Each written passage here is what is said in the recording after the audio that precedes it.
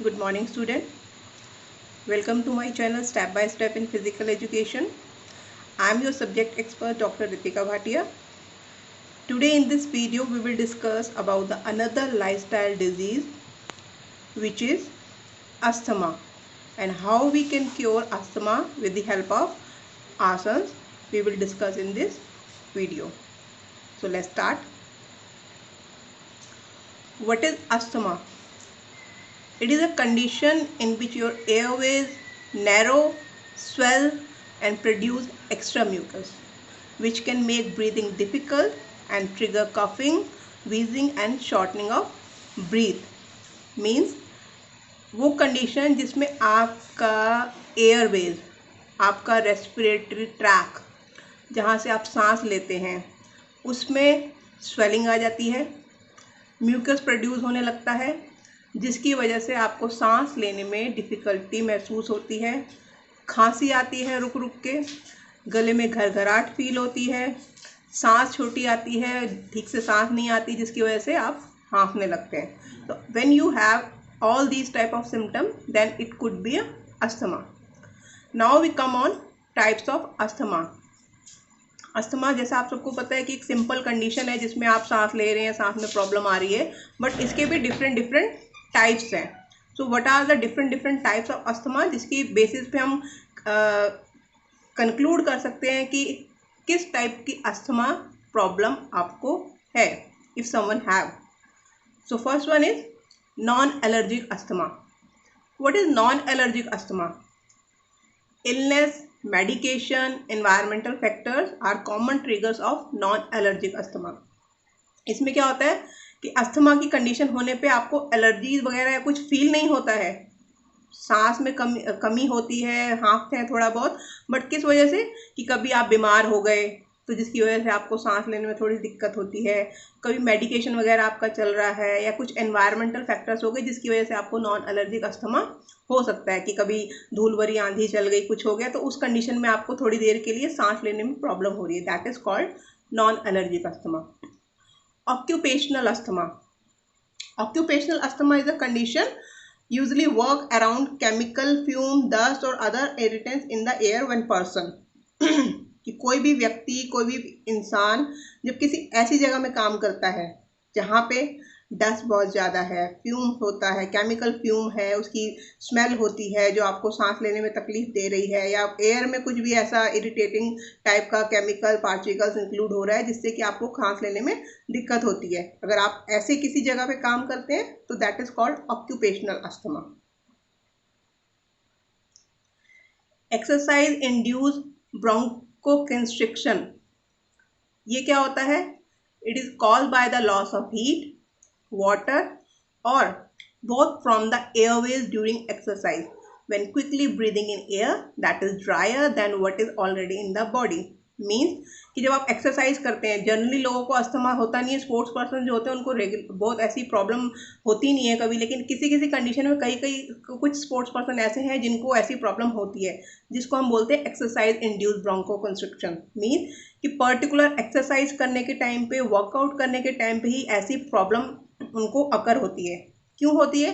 क्योंकि जब हम वर्कआउट करते हैं, भागते हैं, तो भागने से क्या होता है, बॉडी में हीट लूज होती है, बॉडी का पानी जो है वो स्वेटिंग के थ्रू बाहर आता है, जिसकी वजह से जो आपकी एयरवेज होते हैं, आपके लंग्स में जो एयर होती है वो प्रॉपर नहीं जा पाती है, जिसकी वजह से आप जल्दी जल्दी सांस लेते हैं, और जल्दी जल्दी सांस लेने से क्या होता है कि वो सूखी हवा शरीर के अंदर जाती है जो उसको, लंग्स को, एयरवेज को और ज़्यादा ड्राई करती है, जिसकी वजह से आपको शॉर्टनेस ऑफ ब्रीदिंग फील होने लगता है. तो this is called exercise induce bronchoconstriction. Then next one is allergic asthma. What is allergic asthma? It is triggered by allergen such as pollen, pets and dust. किसी भी इंसान को, किसी भी नॉर्मल कोई कंडीशन होती है तो ऐसा कुछ फील नहीं होता है, बट कभी कोई ऐसी कंडीशन आ गई कि आप पेट्स के साथ खेल रहे हैं, कुछ डस्ट हो गया है, या फिर आपने कोई फूल, फ्लावर वगैरह किसी को टच कर लिया है, तो उसमें जो पॉलन्स वगैरह होते हैं, अगर वो आपके सांस जब आप ले रहे हैं, आपका हाथ टच कर गया, या पेट को जो आपने खेला है उनके साथ वो आपके हाथ टच हो गए, तो उसकी वजह से आपको क्या होता है, एकदम से शॉर्टनिंग ऑफ ब्रीथ, या एकदम से डस्की टाइप का लगता है, जिससे आपको एकदम से खांसी आने लगती है और आप प्रॉब्लम में हो जाते हैं। Next is symptoms of asthma, कि आप कैसे जज करेंगे, किस टाइप के सिम्टम से आप पता करेंगे कि किसी को अस्थमा का प्रॉब्लम है। तो first symptom is dyspnoea. Dyspnoea, what is dyspnoea? It is difficult in breathing. In medical term, it is called shortening of breathing, breathlessness और फीलिंग ऑफ सफोकेशन। मीन कि जब भी कुछ ऐसी कंडीशन हो रही है कि आप एकदम से सडनली सफोकेटेड फील करने लगते हैं, चोकिंग टाइप का आपको फील होने लगता है, या आपको लगता है सांस नहीं आ रही, कोई भी ऐसी कंडीशन हो गई है, तो that is the symptoms of asthma. कि आपने किसी चीज़ को टच किया, एकदम से आंधी आई, मिट्टी उड़ी, कुछ हुआ, या कहीं ऐसी जगह में आप गए, केमिकल पॉल्यूशन टाइप का कुछ है, और एकदम से आपको वहाँ पे ऐसी जगह में एकदम से सांस लेने में तकलीफ होने लगती है, एकदम से प्रॉब्लम होने लगती है, दैट इज कॉल्ड डिप्सनिया। देन कफ, कि अगर किसी को रेगुलर कफ रहता है, तो कफ होने की वजह से क्या होता है कि आपकी सांस है जो बार बार उखड़ने लगती है, आपको बहुत ज़्यादा जोर लगाना पड़ता है सांस लेने में। क्यों? क्योंकि रेगुलर कफ होने से आपका जो रेस्पिरेटरी ट्रैक्ट है वो ड्राई होने लगता है, और जब रेस्पिरेटरी ट्रैक्ट ड्राई होने लगता है तो आपकी लंग्स में प्रॉपर एयर नहीं जाता है, जिसकी वजह से आपको शॉर्टनिंग ऑफ ब्रीदिंग होने लगती है, और धीरे धीरे अगर ये कंडीशन बहुत लॉन्ग टाइम तक रहती है कफिंग की, तो ये अस्थमा में चेंज होने लगती है। देन वीजिंग, वीजिंग मतलब घरघराहट होना आपके गले में, जब भी आप सांस लेते हैं तो घरघराहट की आवाज़ आती है। आपने छोटे बच्चों को देखा होगा, कभी निमोनिया वगैरह हो जाता है, या कुछ छोटे बच्चे होते हैं रेगुलर कफिंग वगैरह लगती है, तो वो सोते हैं तो उनके गले में घरघराहट की आवाज़ आती है, सांस लेते हैं तो घरघराहट की आवाज़ आती है। तो अगर ये कंडीशन लॉन्ग टाइम तक है किसी को, तो it is a symptom of asthma and you have to check with your doctor.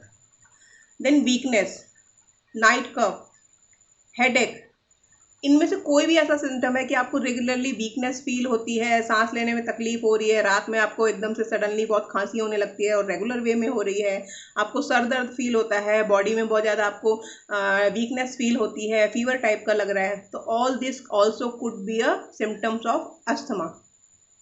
Then next one is tachycardia. What is tachycardia? It is a condition that makes your heart beat more than 100 times per minute, and this can trigger when you have shortness of breath.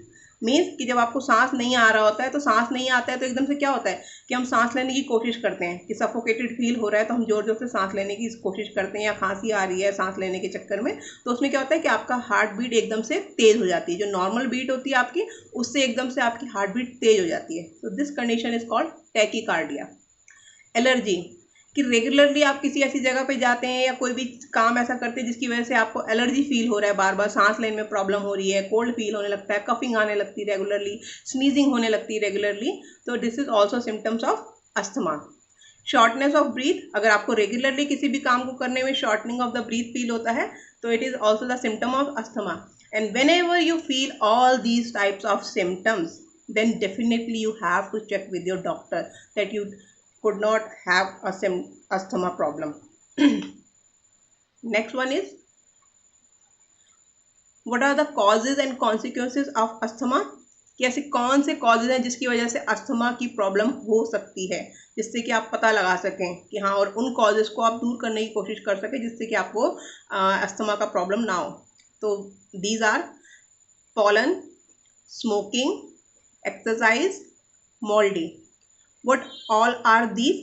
Pollen means कि किसी भी flower के अंदर जो dusty powder type का substance होता है, तो आप जब किसी फ्लावर को टच करते हैं, आपने देखा होगा कुछ लोग होते हैं कि उनको फ्लावर से एलर्जी होती है, जैसी फ्लावर वो अपनी नोस्ट्रिल के पास लेके जाते हैं उसकी स्मेल करने के लिए, तो उनको एकदम से सांस एकदम रुकी हुई सी लगने लगती है, छींक आ जाती है, खांसी फील होने लगती है। तो why all this happen? Because of the fine powder substance in a flower.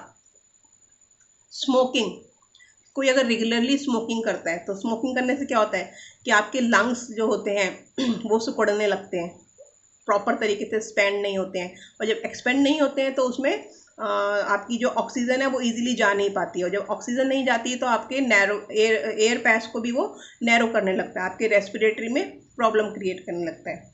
Exercise कैसे कॉज हो सकता है कि रेगुलरली जब आप एक्सरसाइज करते हैं, बेसिकली एक्सरसाइज करने से आपको प्रॉब्लम नहीं होनी चाहिए, हेल्दी फिटनेस इंप्रूव होती है, बट कुछ लोगों को एक्सरसाइज करने के टाइम पे ही ऐसी प्रॉब्लम फील होती है। तो उस कंडीशन में आपको क्या करना चाहिए कि अगर आपको रेगुलर एक्सरसाइज करने पे लॉन्ग टाइम तक, कितनी देर तक आप एक्सरसाइज करते हैं, आपको you have to be check कि आप कितनी देर तक एक्सरसाइज कर रहे हैं जिसकी वजह से ये कंडीशन आ रही है। तो आपको अपने रेगुलर एक्सरसाइज पैटर्न में चेंजेस लाने चाहिए।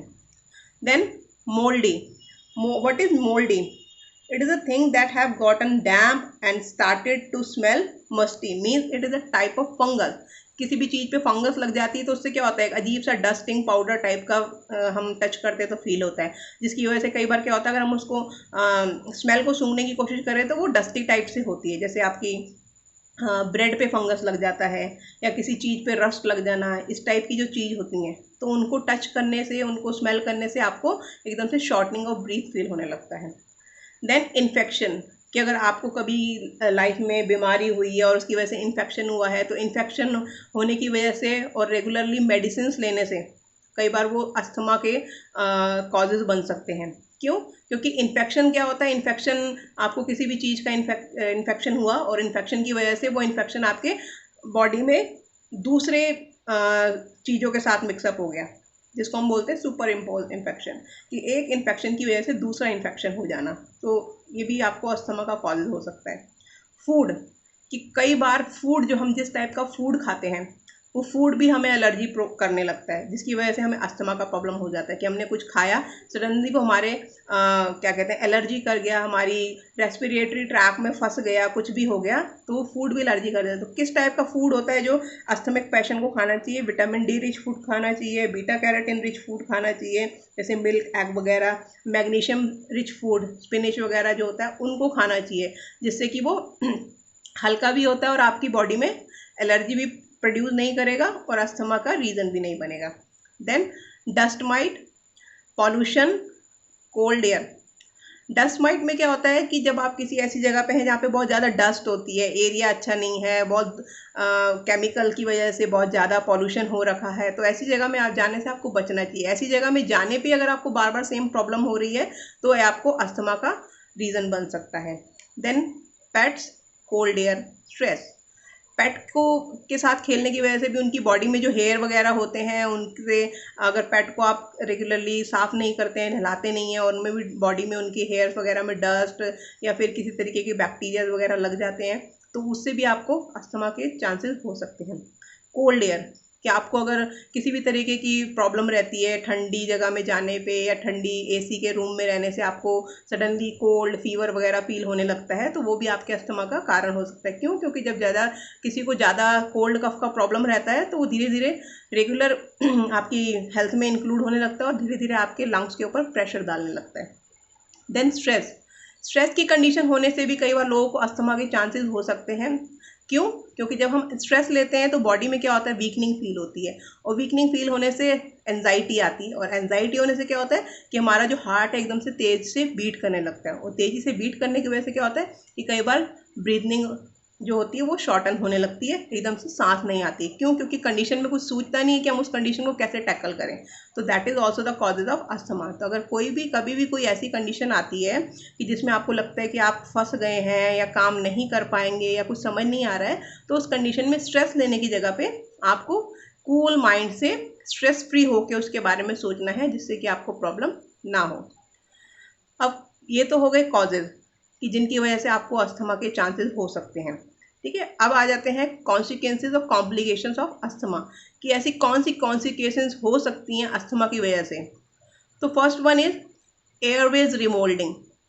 एयरवेज रिमोल्डिंग में क्या होता है, person with long standing asthma develop permanent structural changes in the airways with the progression, loss of lung function that increase airflow obstruction and airway responsiveness.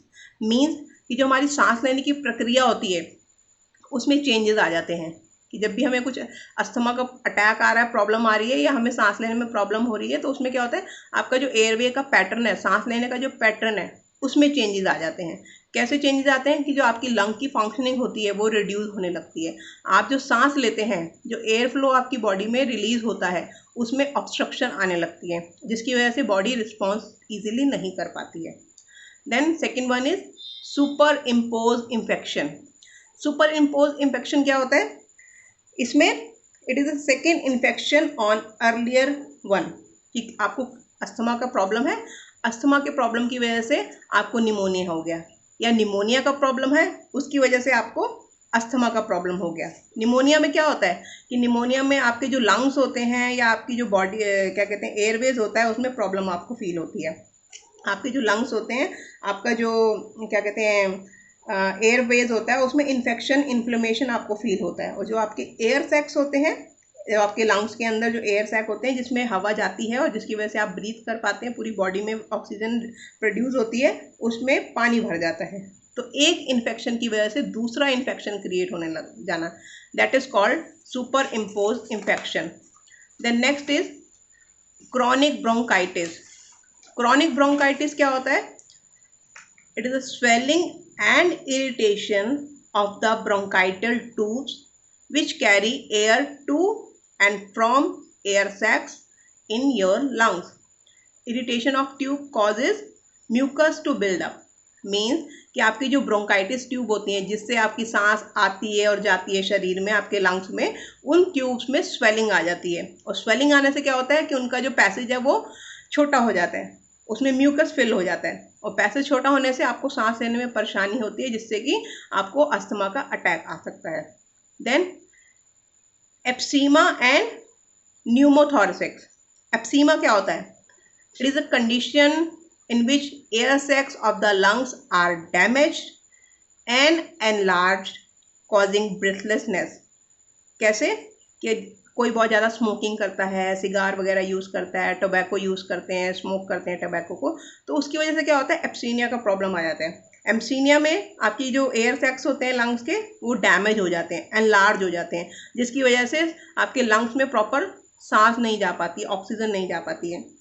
और pneumothorax में क्या होता है?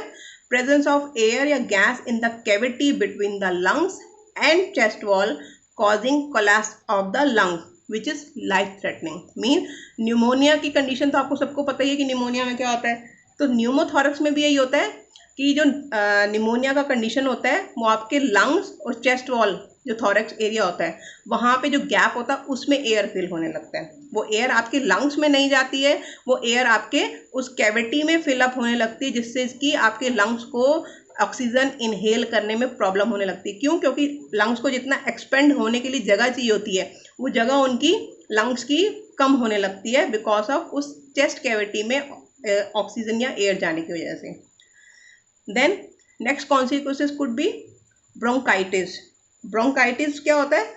Permanent enlargement of part of the airways of the lungs. कि इस condition में क्या होता है कि जो आपके लंग्स का एयरवेज होता है उसमें परमानेंट एनलार्जमेंट हो जाती है, वो एरिया इतना बड़ा हो जाता है जिसकी वजह से आपको सांस लेने में प्रॉब्लम होने लगती है, लंग्स में सांस नहीं जा पाती है। Symptoms include chronic cough with mucus, short breath, coughing up blood and chest pain. ऐसी कंडीशन जब भी किसी को होती है तो ये सिम्टम्स फील होते हैं कि उनके कफ में म्यूकस आ रहा है, शॉर्टनिंग हो रही है ब्रीदिंग की, ब्लड आ रहा है, चेस्ट पेन हो रहा है कंटिन्यूस, तो ये कंडीशन बहुत लाइफ थ्रेटनिंग हो जाती है कई बार। Then next one is respiratory failure. Respiratory failure में क्या होता है अस्थमा की वजह से? Someone has acute respiratory failure, the usual exchange between oxygen and CO2 in the lungs doesn't occur. जब CO2 और ऑक्सीजन का एक्सचेंज नहीं होता है लंग्स में, जिसकी वजह से आपको सांस नहीं जा पाती है, आपका जो रेस्पिरेटरी ट्रैक्ट है वो proper oxygen carbon dioxide exchange नहीं कर पा रहा है लंग्स में, जिसकी वजह से वो आपकी बॉडी में नहीं जा पा रही है, और बॉडी में जाने की वजह से क्या होता है, वो आपके हार्ट और ब्रेन में भी नहीं पहुंच पाती है, जिसकी वजह से रेस्पिरेटरी फेलियर हो जाता है और आपका हार्ट सडनली काम करना बंद कर देता है। Okay, in some cases cor pulmonale और heart failure can develop. Cor pulmonale क्या होता है? Abnormal enlargement of the right side of the heart as a result of disease of the lungs और पल्मोनरी ब्लड वेसल्स। कि आपको lungs का कोई problem है, आपको अस्थमा का प्रॉब्लम है, उसकी वजह से आपका हार्ट भी इफेक्ट हो गया, तो हार्ट का जो राइट साइड होता है वो एबनॉर्मल तरीके से एनलार्ज हो जाता है, और उसके एनलार्ज होने से क्या होता है कि जो आपका हार्ट होता है उसमें भी प्रॉपर ब्लड सर्कुलेट नहीं हो पा रहा है, लंग्स का एयर पैसेज भी छोटा हो गया है, जिसकी वजह से वो आपकी बॉडी में कोर पल्मोनल की कंडीशन क्रिएट कर देता है, और उसकी वजह से आपका बॉडी में हार्ट फेलियर की कंडीशन डेवलप हो जाती है। अब ये जो कॉन्सिक्वेंसेज आपको मैंने बताए हैं अस्थमा की वजह से, इनकी कॉम्प्लिकेशन किस तरीके से होती है कि अगर बच्चों में है तो बच्चों में अगर अस्थमा का प्रॉब्लम है तो उनकी जो बॉडी की ग्रोथ होती है, डेवलपमेंट होता है, वो स्लो हो जाता है, जिसकी वजह से प्रॉपर डेवलपमेंट नहीं होता। क्यों? क्योंकि बच्चा रेगुलर अस्थमेटिक अटैक की कंडीशन में रहता है, कभी भी कुछ भी प्रॉब्लम हो जाती है जिसकी वजह से वो हायर रिस्क पे रहता है, उसकी बॉडी की ग्रोथ डिले हो जाती है, लाइफ में कुछ भी लर्निंग एबिलिटीज़ वगैरह स्लो हो जाती है क्योंकि उसकी कंडीशन अच्छी नहीं होती है। ठीक है। एडल्ट में क्या कॉम्प्लिकेशंस होती हैं? Frequent sick days from work and higher risk for depression, कि जो बड़े लोग होते हैं वो अगर कुछ भी ऐसी अस्थमा की प्रॉब्लम आ रही है तो उनकी वर्किंग कैपेबिलिटी भी रिड्यूस होती है, जिसकी वजह से उनको बहुत ज़्यादा स्ट्रेस फील होने लगता है, वो डिप्रेशन में आ जाते हैं। कॉमन थिंग्स क्या होती हैं दोनों में? Permanent narrowing of bronchiolar tubes, bronchial tubes में नैरोइंग आ जाती है, पाथ उनका छोटा हो जाता है, जिससे कि ऑक्सीजन कार्बन का एक्सचेंज ईजिली नहीं हो पाता है। मेडिकेशन साइड इफेक्ट, कि मेडिकेशन के भी साइड इफेक्ट्स होने लगते हैं, जिसकी वजह से अस्थमा अटैक बहुत जल्दी जल्दी होने लगता है।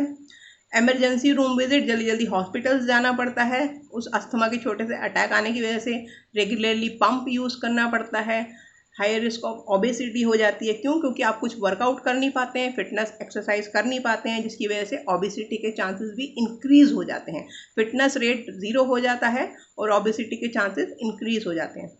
Lingering coughing spells, lingering coughing spells mean कि जो आपकी जो कफ होती है, जो आपको खांसी फील होती है, कुछ भी तरीके का एलर्जी फील होने पे, वो जब बहुत रेगुलर टाइम तक रहती है, मीन्स एडल्ट में 8 वीक्स तक और चिल्ड्रन में 4 वीक्स तक रहती है, तो this is called lingering coughing spell, कि कंटिन्यू खांसी फील होना और उसमें किसी तरीके की राहत ना फील होना, जो आपको बॉडी में अस्थमा को क्रिएट कर सकती है। Now management of asthma, that how we can cure the asthma with the help of asana. आपने अभी देखा होगा कितने सारे सिम्टम्स हैं, कॉजेज हैं, जिसकी वजह से कंडीशन बहुत वर्सन हो सकती है। तो इस कंडीशन को वर्स होने से बचाने के लिए हम क्या कर सकते हैं? तो asana is the best thing.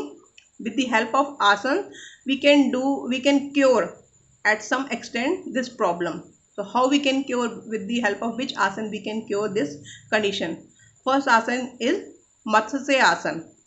मत्स्य आसन मीन्स फिश पोज। इसमें क्या होता है कि हम जब इस आसन को परफॉर्म करते हैं तो हमारी बॉडी की पोजीशन कैसे रहती है कि हम नॉर्मली लेग क्रॉस करके पद्मासन की कंडीशन में बैठ जाते हैं, और उस कंडीशन में बैठने के बाद हमको धीरे धीरे बैक साइड होके लेट जाना है, और लेटने के बाद अपनी बॉडी में आर्क क्रिएट करना है, जिस तरीके से आप इस पिक्चर में देख रहे हैं। Then hold your toes with the fingers of your hand, stay for some times in this position and do the breathing. जब आप इस कंडीशन में आ जाते हैं तो अपने आप को उस कंडीशन में रखने की कोशिश कीजिए और धीरे धीरे डीप ब्रीदिंग कीजिए, जिससे कि आपका जो एयरवेज है, आपका चेस्ट जो है वो इजीली एक्सपेंड हो सके। बेनिफिट क्या है इस आसन के? Helpful in curing back pain, knee pain and tonsillitis, cures the defect of eyes, skin disease can be cured if you practice this asana regularly, helpful for the treatment of diabetes also, and helps in relieving tension in the neck and shoulder also. Breathing, proper breathing pattern को use करने से asthma का problem तो आपका cure होता ही है, क्योंकि आपके जो लंग्स की एक्सपेंडेशन रेट होती है वो इंक्रीज होती है। फर्दर ये जो दूसरे प्रॉब्लम्स हैं इसमें भी आपको ये हेल्प करता है। नेक्स्ट आसन इज भुजंगासन, जिसे हम बोलते हैं cobra pose. This asana is the shape of body remains like a snake, that is why it is called Bhujangasana. In order to perform this asana, lie down on a belly on the ground, means in prone lying position. Keep your hands near the shoulder. Legs should be close together, and now straighten up your arms slowly. Raise the chest and your head should turn backward. Keep the position for some time, then get back to the former position, and for good result perform this asana 4 to 5 minutes. In starting you can do this asana 1 to 2 minutes or according to your capability. What are the benefits with this asana? Elevates the obesity also, provides strength and agility, cure the disorder of urinary bladder, cure the disease of liver.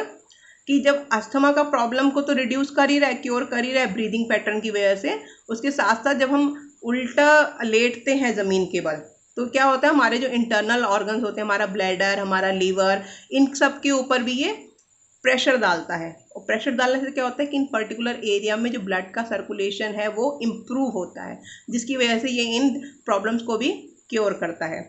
Contra indication क्या होते हैं इसके? People suffering from hernia, back injuries, headache, recent abdominal surgery should not perform this आसन, and especially the pregnant women should not perform this आसन।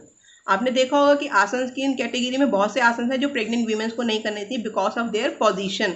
आप stomach के बल late के जो आसन करते हैं उन आसन को प्रेग्नेंट लेडीज़ को नहीं करना चाहिए। आप लेट के पैरों को ऊपर ले जाने के आसन कुछ करते हैं, उन कंडीशन में प्रेग्नेंट लेडी को नहीं करनी चाहिए। कुछ हाइपरटेंशन के रिलेटेड आसन होते हैं जो प्रेग्नेंट लेडी को नहीं करने चाहिए। तो कोई भी आसन आप जब कर रहे हैं तो उस आसन की कंडीशन में आपको किसी ट्रेनर को ज़रूर अपने साथ रहना चाहिए जो आपको उस कंडीशन में, किसी भी कंडीशन में आपको संभाल सके, आपके ऊपर आई रख सके। तो आई होप कि आज आपको ये चैप्टर टॉपिक जो है वो क्लियर हुआ होगा। नेक्स्ट वीडियो में हम next disease, lifestyle disease, back pain and hypertension को डिस्कस करेंगे। Thank you.